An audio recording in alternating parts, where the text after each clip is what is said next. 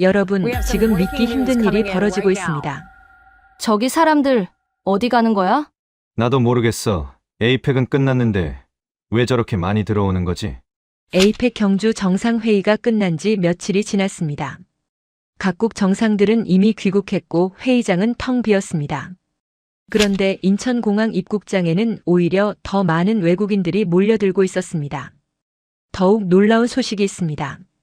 미국 시사주간지 US 뉴스가 발표한 2025년 세계 강대국 순위. 대한민국이 세계 6위에 올랐습니다. 프랑스 7위, 일본 8위. 우리가 프랑스와 일본을 제쳤다는 겁니다. 그리고 그 배경에는 경주 에이펙이 있었습니다. CNN에서 17년간 전쟁과 재난을 취재해온 제시카 로버츠 기자. 냉소적이고 회의적이었던 그녀의 눈에 비친 한국은 처음엔 평범했습니다. 작은 도시, 부족한 인프라, 화려하지 않은 외관. 하지만 포항 앞바다에서 그녀가 발견한 것은 그녀의 모든 편견을 완전히 바꿔놓았습니다. 이건 단순한 임시방편이 아니었어. 이게 진짜 선진국이야. 대체 포항 앞바다에서 무슨 일이 있었던 걸까요? 호텔 부족 문제를 어떻게 해결했길래 세계가 감탄했을까요? 그리고 그 결과 세계 강대국 순위 6위에 오른 비밀은 무엇일까요? 지금부터 CNN 기자 제시카 로버츠가 직접 목격한 충격적인 한국의 진실을 들어보겠습니다. 시작에 앞서 좋아요와 구독 눌러주시면 한국의 더 많은 이야기를 소개하는 데에 큰 힘이 됩니다. 안녕하세요. 저는 제시카 로버츠입니다. CNN 국제부에서 17년째 기자로 일하고 있습니다. 경주에서의 일주일이 끝났습니다. 에이펙 정상회의 취재를 마친 저는 인천공항으로 향했지요. 트럼프 대통령과 시진핑 주석이 참석한 대규모 행사였고 회의장과 만찬장을 오가며 정상들의 악수와 발언을 기록하는 게 제 임무였습니다. 솔직히 말하면 경주라는 도시 자체는 저에겐 별로 인상적이지 않았어요.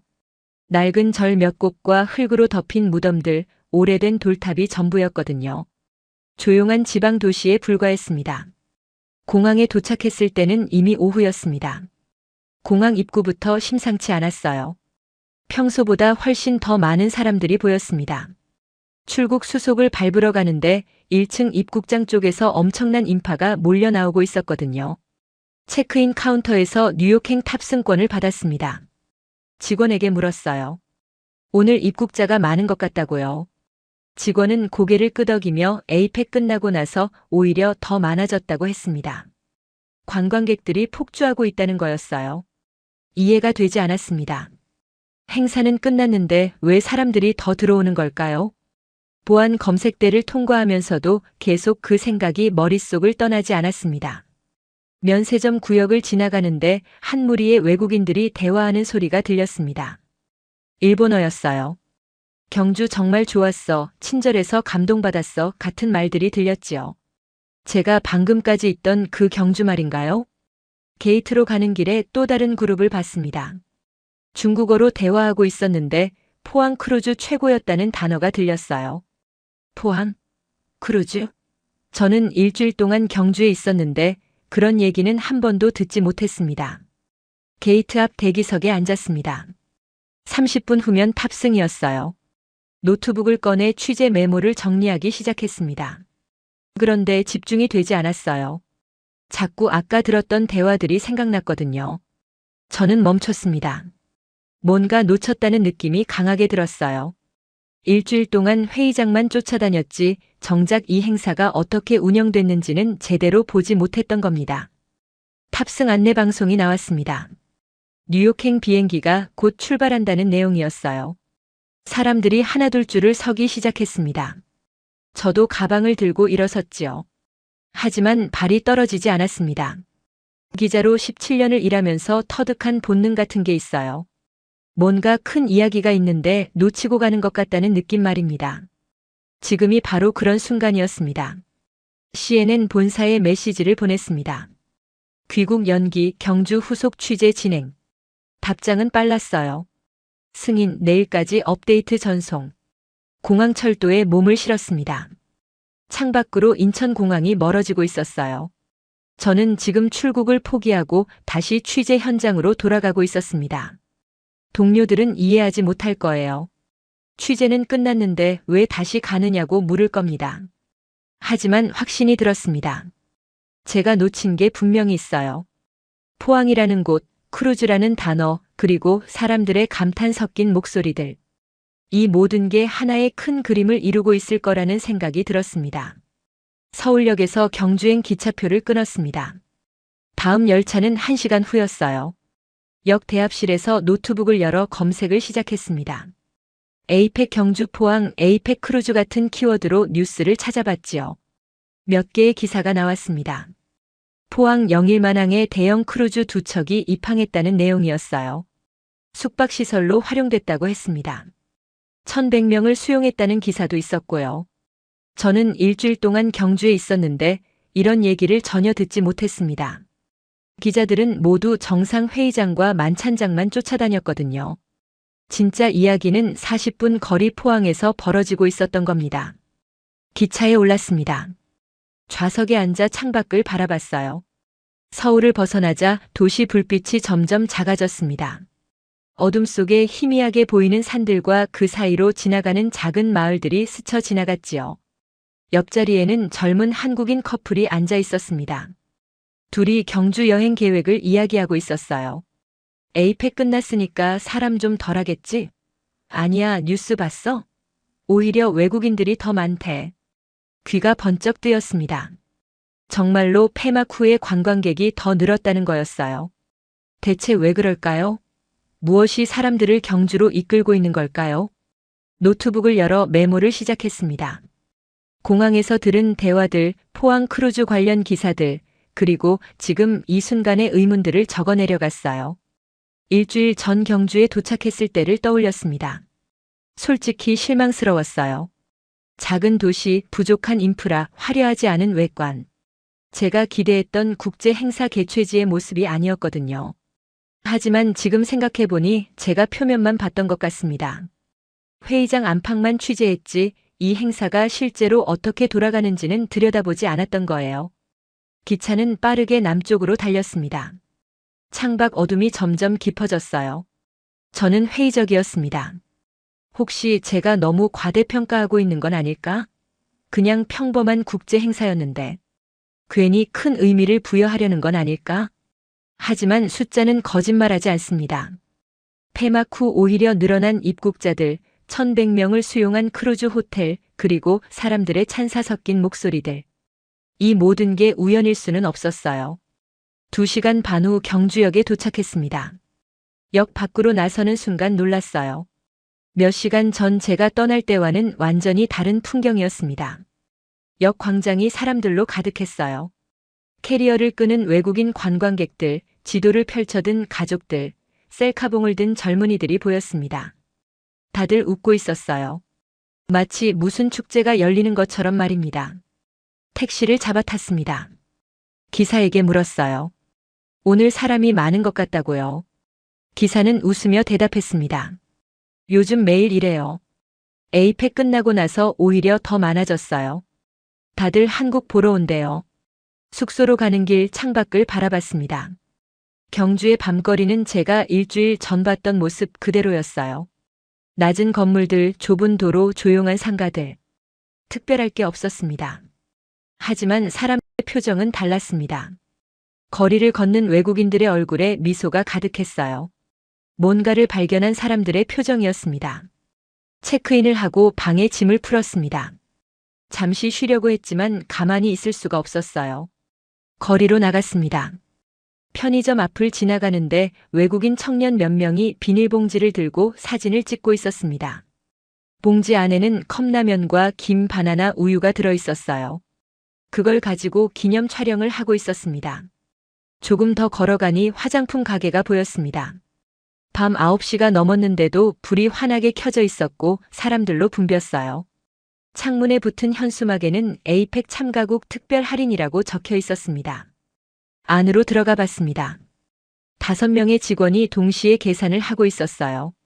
한 직원이 땀을 닦으며 옆 동료에게 말했습니다. 오늘도 대박이네. 다들 경주 사람들이 친절해서 다시 왔다는 거 들었어? 귀에 꽂히는 말이었습니다. 행사가 아니라 사람 때문에 다시 왔다는 거였어요. 봄은 관광단지 쪽으로 걸어갔습니다. 호수 주변을 따라 걷는데 저 멀리 뭔가 조용히 다가오는 게 보였어요. 운전석이 없는 버스였습니다. 자율주행 셔틀이었지요. 일주일 전 취재했던 바로 그 버스였어요. 행사는 끝났는데 시스템은 여전히 돌아가고 있었던 겁니다. 호텔로 돌아와 노트북을 열었습니다. 오늘 본 것들을 정리하기 시작했어요. 공항의 인파, 포항 크루즈 기사, 경주역의 관광객들, 편의점 앞 외국인들, 화장품 가게의 붐빔, 그리고 여전히 운행 중인 자율주행 버스. 마지막 문장을 적었습니다. 이건 끝난 게 아니다. 오히려 시작인 것 같다. 내일은 포항에 가봐야겠다고 생각했습니다. 크루즈 이야기의 진실을 직접 확인해야 해요. 제가 놓쳤던 그 무언가를 말입니다. 다음 날 아침 일찍 일어났습니다. 포항으로 가는 택시를 불렀어요. 기사에게 영일만항으로 가자고 했지요. 경주에서 차로 40분 거리라고 했습니다. 차는 동쪽으로 향했습니다. 시내를 벗어나자 논밭이 펼쳐졌고 얼마 후 바다가 보이기 시작했어요. 동해였습니다. 푸른 물결이 아침 햇살에 반짝이고 있었지요. 항구에 도착하기 전부터 규모가 느껴졌습니다. 거대한 컨테이너 크레인들이 줄지어 서 있었고 선박들이 정박해 있었어요. 하지만 제가 찾던 크루즈는 보이지 않았습니다. 국제 여객 터미널이라는 건물로 들어갔습니다. 안내 데스크에 직원이 앉아 있었어요. 미국 기자라고 소개하니 반갑게 맞아주더군요. 크루즈에 대해 물었습니다. 직원은 고개를 끄덕였어요. 이미 출항했다고 했습니다. 엊그제 그러니까 11월 1일에 떠났다고 하더군요. 가슴이 철렁했습니다. 늦었구나 싶었어요. 하지만 직원은 계속 이야기를 들려줬습니다. 5일 동안 있었다고 했어요. 10월 28일에 입항해서 11월 1일에 출항했다는 겁니다. 두 척이었다고 했습니다. 피아노랜드호와 이스턴 비너스호. 하나는 850개 객실이고 다른 하나는 250개 객실이었대요. 합치면 1100명을 수용할 수 있는 규모였지요. 직원이 창밖을 가리켰습니다. 저기 보이는 부두라고 했어요. 걸어가 보니 텅 빈 공간만 있었습니다. 며칠 전까지 거대한 크루즈 두 척이 떠있던 자리였던 거예요. 부두에 서서 바다를 바라봤습니다. 파도 소리만 들렸어요. 하지만 이곳에서 무언가 대단한 일이 벌어졌다는 걸 느낄 수 있었습니다. 터미널로 돌아와 직원에게 더 자세한 이야기를 부탁했습니다. 직원은 파일 하나를 꺼냈어요. 사진들이 들어 있었습니다. 첫 번째 사진은 입항하는 크루즈였습니다. 거대한 흰색 선체가 햇살을 받아 빛나고 있었어요. 길이가 260m는 되어 보였습니다. 축구장 3개를 이어놓은 크기였어요. 두 번째 사진에는 승객들이 터미널에서 출입국 수속을 받는 모습이 담겨 있었습니다. 정장을 입은 기업인들이었어요. 각국에서 온 사람들이었지요. 세 번째 사진은 셔틀버스들이었습니다. 40대가 넘는 버스가 터미널 앞에 줄지어 서 있었어요. 매일 아침 경주로 가는 버스들이었다고 합니다. 직원이 설명을 이어갔습니다. 경주는 작은 도시라 호텔이 부족했다고 해요. 정상회의에 2만 명이 넘게 온다는데 숙소가 모자랐던 겁니다. 특급 호텔이 대여섯 곳밖에 없었거든요. 6개월 전부터 이 방안을 준비했다고 했습니다. 대한상공회의소와 포항시 해양수산부가 함께 움직였대요. 국내에서는 처음 시도하는 방식이었다고 하더군요. 영일만항은 수심이 깊어서 대형 선박이 접안할 수 있었고 경주까지 차로 40분 거리라 접근성도 좋았습니다. 국제 여객 터미널도 이미 갖춰져 있었고요. 가장 큰 문제는 출입국 수속이었지만 크루즈는 국외 지역으로 분류되어 최초 입국 때만 제대로 수속을 받고 이후에는 간소화했다고 했습니다. 셔틀버스만 40대가 넘었답니다. 1시간에 한 번씩 왕복했고 경주 행사장까지 논스톱으로 운행했다고 합니다. 승객들 반응은 아주 좋았다고 했어요. 항만 관계자 한 명을 소개받았습니다. 50대쯤 되어 보이는 남자였는데 입항 당일부터 출항까지 모든 과정을 지켜봤다고 하더군요. 부두로 함께 걸어갔습니다. 관계자가 입항 당일 이야기를 들려줬어요. 10월 28일 아침 8시 30분 수평선 너머로 거대한 선체가 나타났다고 했습니다. 처음엔 작은 점처럼 보이던 게 점점 가까워지더니 항구 전체를 압도하는 크기였대요. 피아 노랜드호는 홍콩에서 제주를 거쳐 5일 만에 포항까지 왔답니다. 해양경찰 경비정 4척이 호위하며 천천히 부두로 접근했다고 해요. 항만 직원들은 물론이고 인근 공장 노동자들까지 작업을 멈추고 지켜봤대요. 1시간 뒤 이스턴 비너스호도 도착했습니다. 일본 나가사키에서 부산을 거쳐왔다고 하더군요. 두 척이 나란히 정박하는 데만 3시간이 걸렸답니다. 밀리미터 단위로 위치를 조정해야 했거든요. 관계자가 당시 분위기를 생생하게 전해줬습니다. 항구 전체가 긴장했다고 해요. 이런 규모의 크루즈를 받아본 적이 없었으니까요. 하지만 모든 게 완벽하게 진행됐답니다. 첫날 오후부터 승객들이 도착하기 시작했대요.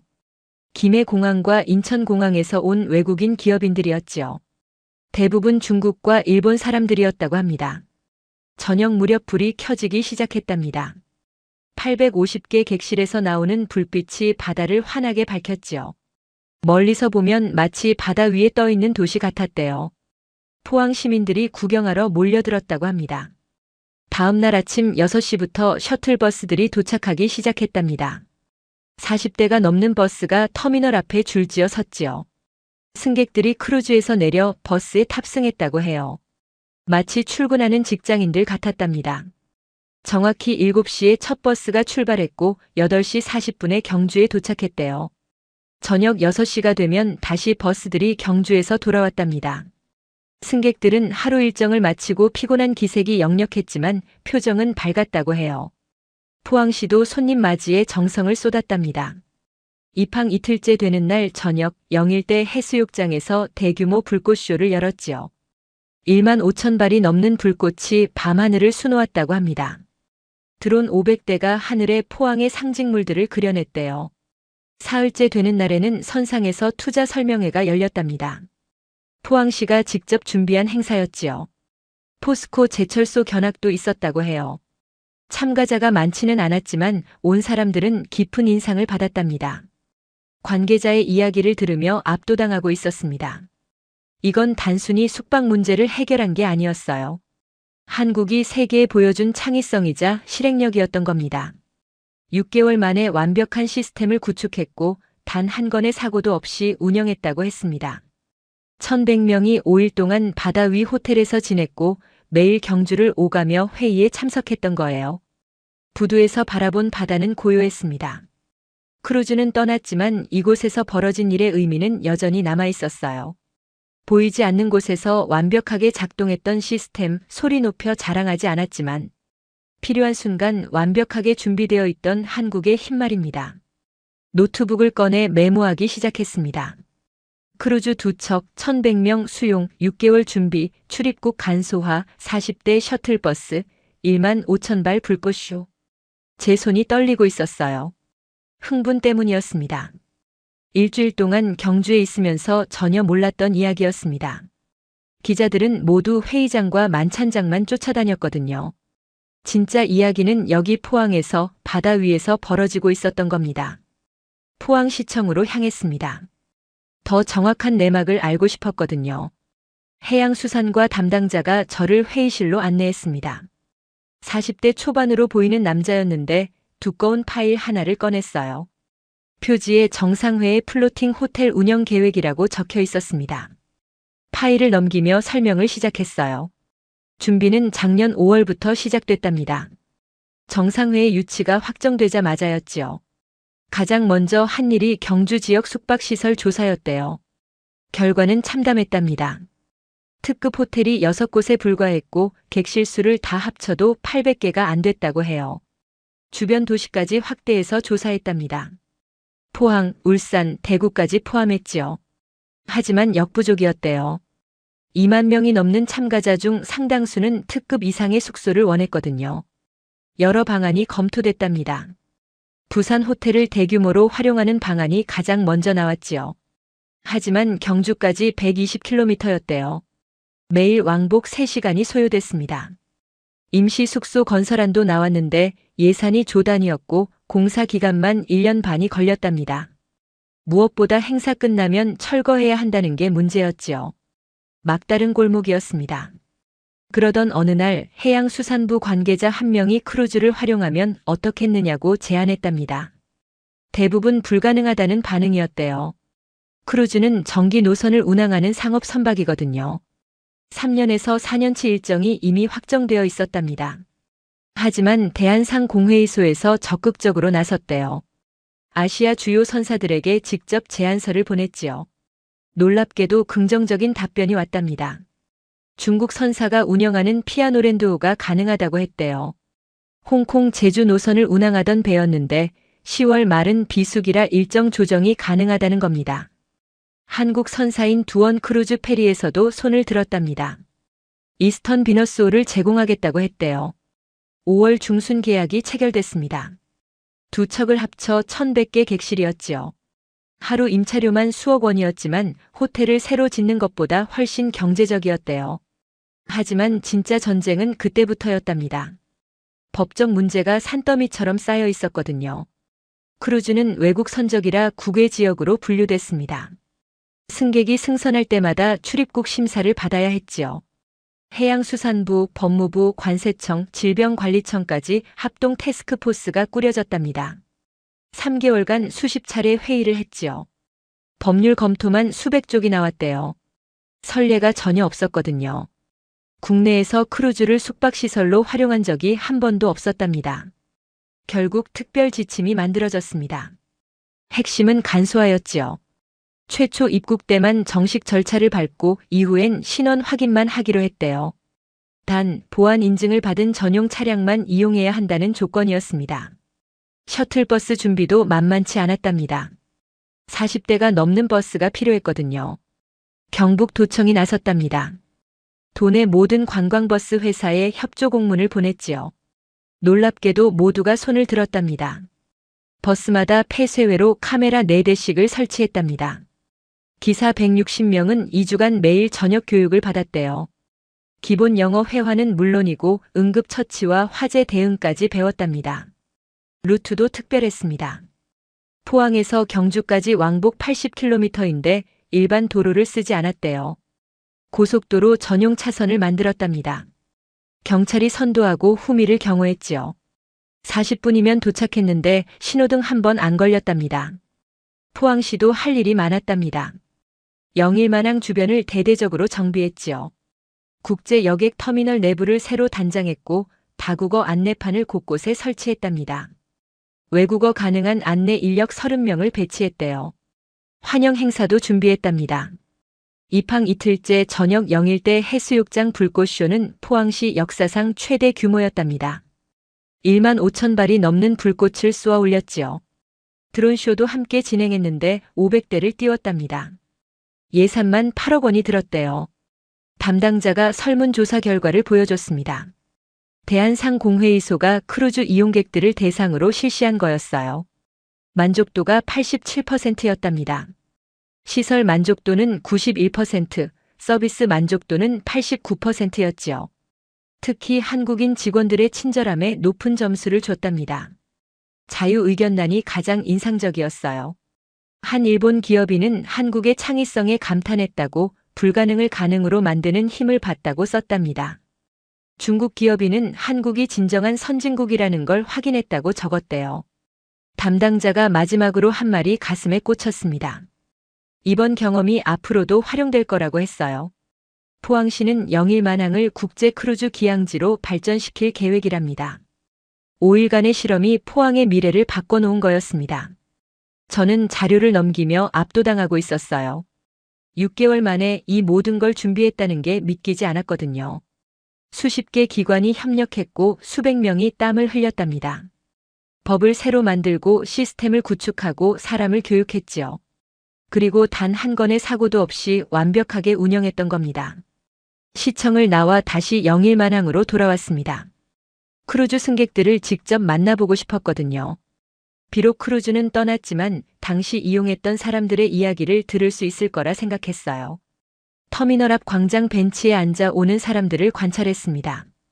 1시간쯤 지났을까요? 마침 경주 쪽에서 온 택시에서 캐리어를 끄는 동양인 2명이 내렸어요. 50대 정장 차림이었는데 일본어로 대화하고 있었습니다. 다가가 영어로 말을 걸었지요. 혹시 크루즈를 이용했느냐고 물으니 고개를 끄덕이더군요. 도쿄에서 왔다며 이스턴 비너스호에 5일간 묵었다고 했어요. 무역회사 임원들로 정상회의 경제인 행사에 참석했답니다. 지금은 마지막으로 포항을 둘러보고 공항으로 가는 길이라고 하더군요. 크루즈 경험이 어땠느냐고 물었습니다.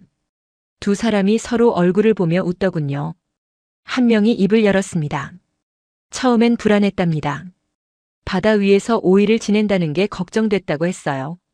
하지만 승선하자마자 생각이 바뀌었답니다. 객실이 25제곱미터 정도 됐는데 5성급 호텔 수준이었답니다. 킹사이즈 침대에 소파까지 있었고 창문을 열면 바다가 한눈에 들어왔지요. 일본 기업인의 이야기가 계속 이어졌습니다. 식사가 특히 인상적이었답니다. 뷔페 레스토랑과 정식 레스토랑 두 곳이 있었는데 음식 종류가 놀라울 정도로 다양했대요. 한식, 중식, 일식, 양식은 물론이고 할랄 음식까지 준비되어 있었답니다. 무엇보다 식재료가 신선했다고 했어요. 매일 아침 포항 수협에서 공수해온 해산물이었거든요. 이동은 전혀 불편하지 않았답니다. 매일 아침 7시에 셔틀버스가 출발했는데 정시 운행이 완벽했답니다. 한 번도 지각한 적이 없었대요. 40분이면 경주 행사장에 도착했는데 버스 안에서 간단한 조식도 제공됐답니다. 출입국 수속도 간단했답니다. 첫날 제대로 심사를 받은 뒤로는 거의 확인만 하고 통과시켜줬대요. 매번 줄 서서 기다릴 필요가 없었답니다. 그런데 가장 감동적이었던 건 따로 있었답니다. 다른 한 명이 이야기를 시작했어요. 셋째 날 아침이었답니다. 전날 저녁 늦게까지 회의가 있었는데 아침에 일어나지 못했다고 해요. 7시 버스를 놓쳤답니다. 당황해서 터미널로 뛰어갔지요. 다음 버스는 8시였는데 그럼 회의에 늦을 판이었대요. 터미널 직원에게 도움을 요청했더니 누군가에게 전화를 걸었답니다. 잠시 후 택시 한 대가 도착했답니다. 직원이 급히 불러준 거였대요. 그 택시가 경주까지 태워줬답니다. 요금은 정상 요금표대로 받았고요. 회의장에 도착하니 정확히 9시였답니다. 늦지 않았어요. 다른 한 명도 비슷한 경험을 했답니다. 넷째 날 저녁이었는데 크루즈로 돌아가는 길에 기념품을 사고 싶었답니다. 하지만 어디로 가야 할지 몰랐지요. 셔틀버스 기사에게 물었더니 다른 승객들에게 양해를 구한 뒤 죽도 시장으로 들렀답니다. 정규 루트가 아니었지만 특별히 들러준 거였어요. 시장은 활기가 넘쳤답니다. 신선한 해산물과 건어물, 과일과 채소가 가득했대요. 기사가 추천해준 가게에서 마른 오징어와 김을 샀는데 가게 주인이 덤까지 챙겨줬답니다. 외국인이라고 바가지 씌우지 않고 정직하게 장사하더랍니다. 이런 작은 경험들이 쌓이면서 한국에 대한 인상이 완전히 바뀌었답니다. 처음엔 한국을 경제 강국으로만 알고 있었대요. 반도체와 자동차, 스마트폰을 만드는 나라였지요. 하지만 완전히 달랐답니다. 시스템도 완벽했지만 그 안에 사람의 온기가 있었대요. 일본은 시스템이 완벽하지만 융통성이 없답니다. 규칙에서 벗어나는 걸 허용하지 않지요. 하지만 한국은 달랐답니다. 시스템도 있고 규칙도 있지만 사람을 먼저 생각했대요. 그래서 이제는 한국이 진짜 선진국이라고 생각한답니다. 선진국은 건물이 높고 도로가 넓은 나라가 아니라고 했어요. 사람을 존중하고 배려하는 나라가 진짜 선진국이라고 말했습니다. 크루즈 경험을 다른 사람들에게 추천하겠느냐고 물었습니다. 당연하다고 했어요. 벌써 회사 동료들에게 자랑했답니다. 다음에 한국 출장 오면 포항도 꼭 들르라고 권했다더군요. 두 사람과 헤어지며 악수를 나눴습니다. 가슴이 뜨거웠어요. 20년 넘게 기자 생활을 하면서 수많은 사람을 인터뷰했지만 이런 감동은 처음이었거든요. 이들은 크루즈 시설에 감동한 게 아니었어요. 한국 사람들의 마음에 감동한 거였습니다. 노트북을 열어 메모했어요. 한국의 힘은 기술이 아니라고 적었습니다. 시스템도 아니라고 썼어요. 바로 사람이라고 결론 내렸지요. 완벽한 시스템을 만드는 것도 중요하지만 그것을 따뜻하게 운영하는 게 더 중요하다고 깨달았습니다. 포항시청에서 들었던 숫자들이 다시 떠올랐어요. 6개월 준비 40대 셔틀버스 160명. 기사 교육 1만 5천 발 불꽃쇼 500대 드론 만족도 87%. 이 모든 숫자 뒤에는 사람이 있었던 겁니다. 법을 새로 만든 공무원들, 매일 아침 7시에 출발한 버스 기사들, 불꽃쇼를 준비한 직원들, 시장에서 덤을 챙겨준 상인들. 이들이 만들어낸 따뜻함이 세계인들의 마음을 움직였던 거예요. 경주로 돌아가는 택시 안에서 생각했습니다. 미국 시사주간지가 한국을 세계 6위 강대국으로 평가한 이유를 이제 알 것 같았어요. 군사력이나 경제력 수치만이 아니었습니다. 전 세계 1000명이 응답한 설문조사였지요. 사람들의 인식이 바뀌었던 겁니다. 한국을 신뢰하게 됐고 존경하게 됐던 거예요. 경주 정상회의가 그 변화의 결정적 계기였습니다. 프랑스 7위, 일본 8위를 제쳤어요. 단순히 경제 규모나 기술력 때문이 아니었습니다. 위기를 기회로 만드는 창의성, 사람을 배려하는 따뜻함, 완벽하게 실행하는 능력을 세계가 목격했기 때문이었지요. 숙소에 돌아와 노트북을 열었습니다. 오늘 하루 동안 본 것들을 정리하기 시작했어요. 빈 부두, 항만 관계자의 증언, 시청 담당자의 설명, 일본 기업인의 감동. 이 모든 걸 하나의 리포트로 엮어야 했습니다. CNN 본사로 보낼 최종 기사를 작성하기 시작했어요. 제목을 정했습니다. 바다 위 호텔 한국이 세계에 보여준 창의성과 실행력이라고 썼어요. 다음 날 아침 경주 시내로 나갔습니다. 크루즈를 이용했던 다른 기업인들의 이야기도 더 들어보고 싶었거든요. 호텔 로비에서 우연히 중국 기업인 한 명을 만났습니다. 50대 후반으로 보이는 남자였는데 상하이에서 왔다고 했어요. 제조업 회사를 운영한다고 하더군요. 피아노랜드호에서 5일을 보냈답니다. 처음 크루즈 숙박 제안을 받았을 때 의아했다고 해요. 바다 위에서 지낸다는 게 불편할 것 같았거든요. 하지만 막상 가보니 호텔보다 훨씬 좋았답니다. 객실 크기가 넉넉했고 발코니가 딸려 있었대요. 아침에 눈을 뜨면 바다가 보였답니다. 파도 소리를 들으며 커피를 마시는 게 최고의 호강이었다고 하더군요. 회의 일정이 빡빡했는데 저녁에 크루즈로 돌아오면 완전히 다른 세계였답니다. 레스토랑에서 저녁을 먹고 갑판에서 바다를 바라보며 산책을 했대요. 스트레스가 완전히 풀렸답니다. 중국에서도 크루즈는 타봤지만 이런 방식은 처음이었다고 해요. 크루즈가 항해하는 게 아니라 한 곳에 정박해 있으면서 호텔 역할을 했거든요. 새로운 경험이었답니다. 셔틀버스 시스템도 놀라웠답니다. 매일 같은 시간, 같은 버스, 같은 기사였대요. 사흘째 되는 날부터는 기사가 먼저 인사를 건넸답니다. 이름까지 기억하고 있더래요. 버스 안에는 물과 간단한 스낵이 준비되어 있었답니다. 40분 거리인데 전혀 지루하지 않았대요. 창밖으로 한국의 풍경을 감상할 수 있었거든요. 한 번은 버스 기사가 특별한 장소를 지나갈 때 설명을 해줬답니다. 간단한 영어였지만 진심이 느껴졌대요. 자기 나라를 자랑스러워하는 모습이 인상적이었답니다. 포항시가 준비한 불꽃쇼도 봤답니다.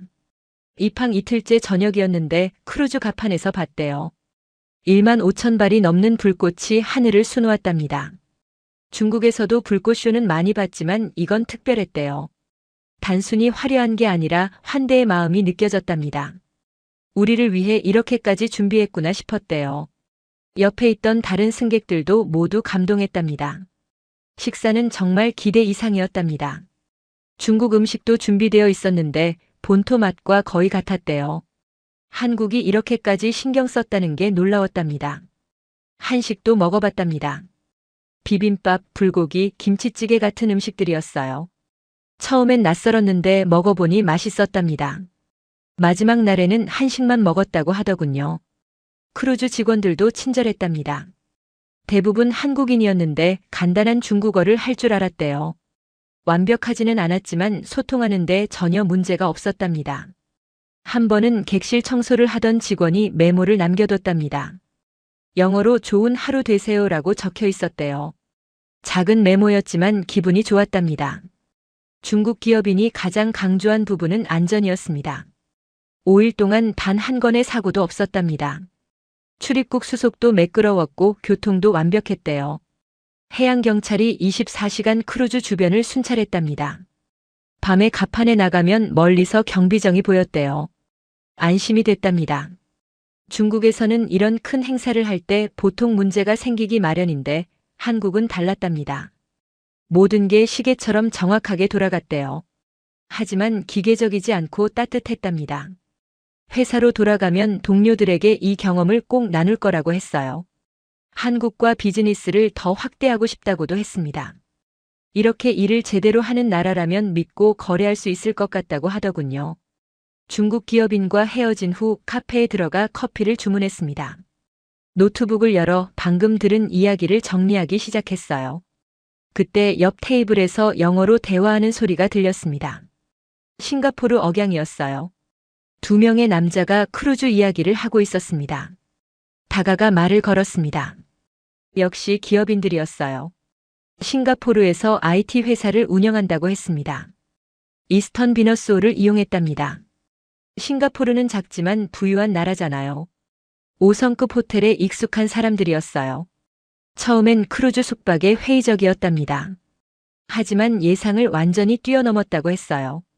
특히 인상 깊었던 건 디테일이었답니다. 객실에 비치된 어메니티가 고급 브랜드였대요. 수건도 매일 새 것으로 바꿔줬답니다. 침구도 호텔 수준이었다고 해요. 와이파이 속도도 빨랐답니다. IT 업계 사람들이라 인터넷이 중요했는데 전혀 문제가 없었대요. 화상회의도 할 수 있었답니다. 크루즈 내 비즈니스 센터도 이용했답니다. 프린터, 복사기, 회의실까지 갖춰져 있었대요. 급한 서류 작업을 할 수 있었답니다. 한 가지 재미있는 일화를 들려줬습니다. 셋째 날 저녁이었는데 갑판에서 다른 나라 기업인들과 우연히 마주쳤답니다. 일본, 중국, 호주에서 온 사람들이었어요. 자연스럽게 대화가 시작됐답니다. 각자 사업 이야기, 한국에 대한 인상, 크루즈 경험 등을 나눴대요. 2시간 넘게 이야기했답니다. 명함도 교환했답니다. 회의장에서는 형식적인 만남만 가능했는데 크루즈에서는 진짜 네트워킹이 이루어졌대요. 지금도 연락하고 지낸답니다. 싱가포르 기업인은 이렇게 말했습니다. 한국은 똑똑하다고요. 단순히 숙박 문제를 해결한 게 아니라 비즈니스 기회의 장을 만들었다는 겁니다. 크루즈라는 공간이 자연스러운 교류를 가능하게 했대요. 같은 배에서 며칠을 보내다 보니 동질감이 생겼답니다. 이게 비즈니스로 이어질 수 있다는 거예요. 실제로 크루즈에서 만난 일본 기업인과 협력 논의를 시작했답니다. 한국 정상회의가 비즈니스 파트너를 만나게 해준 셈이었어요. 두 사람은 내년에 한국을 다시 방문할 계획이라고 했습니다. 이번엔 가족을 데리고 올 거래요. 서울뿐만 아니라 경주와 포항도 꼭 들릴 예정이라고 하더군요. 카페를 나와 경주 거리를 걸었습니다. 해가 지고 있었어요. 저녁 무렵의 경주는 고요했습니다. 하지만 그 고요함 속에 뭔가 단단한 힘이 느껴졌어요. 일주일 전 처음 경주에 왔을 때를 떠올렸습니다. 실망스러웠어요. 작고 평범한 도시였거든요. 하지만 지금은 완전히 달라 보였습니다. 이 도시는 화려하지 않았습니다. 하지만 깊이가 있었어요. 천년을 이어온 문화와 오늘을 살아가는 지혜가 어우러진 곳이었습니다. 포항 크루즈도 마찬가지였습니다. 겉으로 드러내지 않았지만 완벽하게 작동하는 시스템이었어요. 6개월 동안 준비했지만 조용히 해냈습니다. 이게 한국의 힘이구나 싶었습니다. 큰 소리치지 않지만 필요한 순간 완벽하게 준비되어 있는 나라. 화려하게 보이려 하지 않지만 실질을 추구하는 나라 말입니다. 경주에서의 마지막 날이었습니다. 내일이면 정말로 뉴욕으로 돌아가야 했어요. 하지만 아직 듣지 못한 이야기가 더 있을 것 같았습니다. 아침 일찍 죽도 시장으로 향했습니다. 일본 기업인이 들렀다던 그 시장이었어요. 포항 재래시장인데 경주에서 차로 30분 거리였습니다. 시장은 아침부터 활기가 넘쳤습니다. 아주머니들이 해산물을 손질하고 있었고 손님들이 흥정하고 있었어요. 싱싱한 생선 냄새와 사람들의 목소리가 뒤섞여 있었습니다. 한 가게 앞에 멈춰 섰습니다. 마른 오징어와 김을 팔고 있었어요. 주인 아주머니가 웃으며 다가왔습니다. 외국인인 걸 보고는 영어로 말을 걸더군요. 간단한 영어였지만 소통하는 데 문제 없었습니다. 마른 오징어 한 봉지를 샀어요. 아주머니가 작은 봉지를 하나 더 챙겨줬습니다. 덤이라고 했어요. 왜 덤을 주느냐고 물었습니다. 아주머니는 웃으며 대답했어요. 멀리서 왔잖아요. 한국 기억 좋게 하고 가야지. 가슴이 뭉클했습니다. 이 아주머니는 저를 처음 봤어요. 하지만 진심으로 환대하고 있었습니다. 장사를 위한 게 아니었어요. 그냥 사람 대 사람으로 대하고 있었습니다. 다른 가게들도 마찬가지였습니다. 건어물 가게, 과일 가게, 채소 가게 모두 외국인에게 정직한 가격을 불렀어요. 바가지 씌우려는 태도가 전혀 없었습니다. 한 할아버지가 과일 가게를 하고 있었습니다. 사과를 사려는데 하나하나 골라주시더군요. 이게 제일 맛있어요라고 하시면서요. 장사꾼이 아니라 이웃 같았습니다. 시장을 나와 포항 시내를 걸었습니다. 작은 카페에 들어가 커피를 주문했어요. 주인이 젊은 여성이었는데 어디서 왔느냐고 물었습니다. 미국에서 왔다고 하니 반가워하더군요. 에이펙 취재 왔냐고 물었어요. 맞다고 하니 감사하다고 했습니다. 포항을 취재해줘서 고맙다고요. 오히려 제가 감사했습니다. 좋은 이야기를 취재할 수 있게 해줘서요. 주인은 디저트를 하나 더 내줬습니다. 서비스라고 했어요. 포항 사람들은 에이펙을 자랑스러워하고 있었습니다. 세계적인 행사에 기여했다는 자부심이 있었어요. 하지만 뽐내지 않았습니다. 조용히 기뻐하고 있었습니다. 0일대 해수욕장으로 갔습니다. 불꽃쇼가 열렸던 곳이었어요. 넓은 백사장이 펼쳐져 있었습니다. 파도가 밀려왔다 물러가고 있었어요. 벤치에 앉아 바다를 바라봤습니다. 며칠 전 이곳 하늘에 1만 5천 발의 불꽃이 터졌던 거예요. 크루즈 승객들을 환영하기 위해서였습니다. 옆에 노부부가 앉아 계셨습니다. 말을 걸었어요. 불꽃쇼를 보셨냐고요? 할아버지가 고개를 끄덕이셨습니다. 평생 본 것 중 제일 멋있었다고 하시더군요. 포항시가 얼마나 준비했는지 아느냐고 물었습니다. 할머니가 대답하셨어요. TV 뉴스에서 봤다고요. 시에서 예산을 많이 들였다고 하더래요. 그런데 아깝지 않으시냐고 물었습니다. 할아버지가 웃으셨어요. 전혀 아깝지 않다고 하셨습니다. 포항을 세계에 알릴 기회였다고요. 손님들이 좋아했다면 그걸로 됐다고 하셨습니다. 돈으로 살 수 없는 게 있다고요. 포항 사람들의 마음을 보여준 거라고 하셨습니다. 노부부와 헤어지고 다시 경주로 돌아왔습니다. 숙소 근처 작은 식당에 들어갔어요. 저녁을 먹으려고요. 식당 주인 아주머니가 메뉴를 설명해 주셨습니다. 간단한 영어와 몸짓으로요. 비빔밥을 주문했습니다. 음식을 기다리는 동안 주위를 둘러봤어요. 작은 식당이었지만 깨끗했습니다. 벽에는 경주 관광 사진들이 걸려 있었어요. 비빔밥이 나왔습니다. 색깔이 아름다웠어요. 빨강, 노랑, 초록, 하얀색 재료들이 조화롭게 담겨 있었습니다. 아주머니가 비비는 방법을 알려주셨습니다. 손짓 발짓으로요. 웃으면서 가르쳐 주시는 모습이 마치 손녀에게 요리를 가르치는 할머니 같았습니다. 맛있게 먹었습니다. 아주머니가 물었어요. 맛이 어떠냐고요? 엄지손가락을 치켜 세웠습니다. 아주머니가 활짝 웃으셨어요. 계산을 하려는데 국이 하나 더 나왔습니다. 서비스라고 하셨어요. 사양했지만 아주머니는 그냥 먹으라고 하셨습니다. 이런 작은 친절들이 모여 큰 인상을 만든다는 걸 깨달았습니다. 크루즈도 셔틀버스도 불꽃쇼도 중요했지만 결국은 사람이었어요. 시장 아주머니의 덤, 카페 주인의 디저트, 노부부의 따뜻한 말, 식당 아주머니의 서비스. 이 모든 게 한국을 특별하게 만들었습니다. 항구를 떠나 경주로 돌아오는 길 차창 밖을 바라봤습니다. 평범한 풍경이었어요. 논밭, 작은 마을, 낮은 산들이 보였지요. 하지만 이 평범함 속에 비범함이 숨어 있었습니다. 6개월 만에 불가능을 가능으로 만든 사람들, 법을 새로 만들고 시스템을 구축한 사람들이 바로 이곳에 살고 있었던 거예요. 경주는 작았지만 위대했습니다. 포항은 평범했지만 비범했어요. 화려하지 않았지만 깊이가 있었던 겁니다. 이제 최종 리포트를 완성할 시간이었습니다. 며칠간의 취재를 하나로 엮어야 했지요. 한국의 진짜 모습을 세계에 알려야 했습니다. 며칠간 취재한 내용을 다시 읽어봤습니다.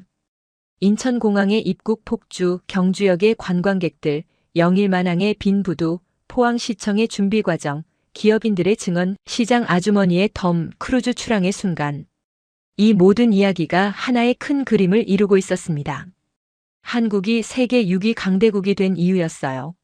미국 시사주간지가 발표한 순위를 다시 확인했습니다. 1위 미국, 2위 중국, 3위 러시아, 4위 영국, 5위 독일, 6위 한국, 7위 프랑스, 8위 일본. 한국이 프랑스와 일본을 제쳤습니다. 단순히 경제 규모나 군사력 때문이 아니었어요. 전 세계 1000명이 응답한 설문조사였습니다. 사람들의 인식이 바뀌었던 겁니다. 한국을 신뢰하게 됐고 존경하게 됐어요. 경주 정상회의가 그 변화의 결정적 계기였습니다. 리포트 본문을 쓰기 시작했습니다. 인천공항에서 시작된 의문부터 포항에서의 발견까지 모든 과정을 담았어요. 6개월간의 준비, 완벽한 시스템, 기업인들의 감동, 작은 배려들, 출항의 순간까지 빠짐없이 적었습니다. 마지막 문단에 이렇게 썼습니다. 한국은 미국 시사주간지가 선정한 세계 6위 강대국입니다. 프랑스 7위, 일본 8위를 제쳤지요. 이 순위는 전 세계 사람들의 인식을 반영한 결과였습니다. 리포트를 완성하고 CNN 본사로 전송했습니다. 잠시 후 편집장에게서 답장이 왔어요. 훌륭한 작업이다. 메인 뉴스로 송출하겠다. 노트북을 덮고 창밖을 바라봤습니다. 경주의 밤은 고요했어요. 별이 빛나고 있었습니다. 일주일 전 경주에 도착했을 때를 떠올렸습니다. 실망스러웠어요. 작고 평범한 도시라고 생각했습니다. 하지만 완전히 틀렸습니다. 경주는 작았지만 위대했어요. 포항은 평범했지만 비범했습니다. 겉모습이 전부가 아니었던 거예요. 한국은 보여주기식 행사를 하지 않았습니다. 대신 실질을 추구했어요. 화려한 건물을 짓는 대신 바다에 크루즈를 띄웠습니다. 큰 소리로 자랑하는 대신 조용히 준비했어요. 하지만 세계는 알아봤습니다. 이것이 진짜 선진국이라는 걸 말입니다. 며칠 후 제 리포트가 CNN에 방송됐습니다. 반응은 폭발적이었어요. 전 세계 사람들이 한국의 이야기에 주목했습니다. 포항 크루즈 이야기는 소셜미디어에서 화제가 됐어요. 이게 진짜 선진국이다. 한국의 창의성에 감탄한다. 우리도 배워야 한다는 댓글들이 쏟아졌습니다. 뉴욕 사무실로 돌아온 후에도 이 이야기는 계속됐습니다. 동료 기자들이 제게 물었어요. 한국이 정말 그렇게 대단하냐고요. 대답은 간단했습니다. 직접 가서 봐. 겉모습이 전부가 아니야. 보이지 않는 곳에 진짜가 있어. 한국은 세계 6위 강대국이 됐습니다. 하지만 숫자보다 중요한 게 있었어요. 사람들의 마음을 얻었다는 겁니다. 세계가 한국을 보는 눈이 바뀌었습니다. 더 이상 작은 나라가 아니었어요. 창의성과 실행력을 갖춘 강대국이었습니다. 하지만 한국은 여전히 겸손했습니다. 크게 자랑하지 않았어요. 조용히 자기 일을 할 뿐이었습니다. 이것이 제가 발견한 한국의 진짜 모습이었습니다. 보이지 않는 곳에서 완벽하게 준비하는 나라, 필요한 순간 완벽하게 작동하는 나라, 그리고 사람을 소중히 여기는 나라였습니다. 오늘 사연은 여기까지입니다. 포항 크루즈로 본 한국의 위대함 어떠셨나요? 사연의 주인공에게 응원의 댓글을 남겨주세요. 지금까지 감동정거장에서 사연 전해드렸습니다. 사연이 마음에 드셨다면 좋아요와 구독 부탁드립니다. 시청해주셔서 감사합니다.